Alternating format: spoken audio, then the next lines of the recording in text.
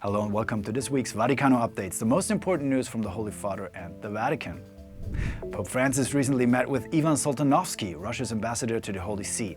Soltanovsky is a 69-year-old career diplomat who was appointed in May 2023.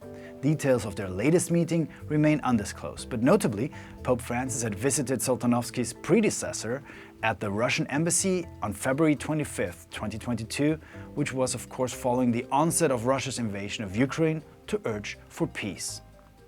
Archbishop Georg Gänswein will become the apostolic nuncio to Lithuania, Estonia and Latvia.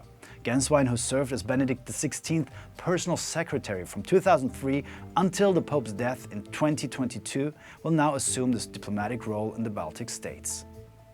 Bishop David Waller, a former Anglican priest, was consecrated in the Ordinariate of Our Lady of Walsingham at Westminster Cathedral, London, on June 22nd, the feast day of Saints John Fisher and Thomas More. Cardinal Victor Manuel Fernandez, the prefect of the Vatican's dicastery for the doctrine of faith, imparted the episcopal blessing and highlighted the treasure of the Church's apostolic succession from St. Peter and the Apostles to the present day. Pope Francis met with 3 leaders of the Institute of Christ the King Sovereign Priest, whose priests celebrate the traditional Latin Mass and follow the spirituality of St. Francis of Sales. The meeting occurred amid restrictions on the traditional Latin Mass imposed by the Pontiff's motu proprio Traditionis Custodes. The Institute's statement noted that the audience was an opportunity to thank the Holy Father for his apostolic letter Totum Amoris Est, dedicated to their patron saint, St. Francis of Sales.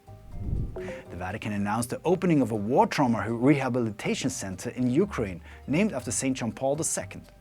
Cardinal Konrad Krajewski, the papal almoner and prefect of the dicastery for the service of charity, will inaugurate the clinic on behalf of Pope Francis.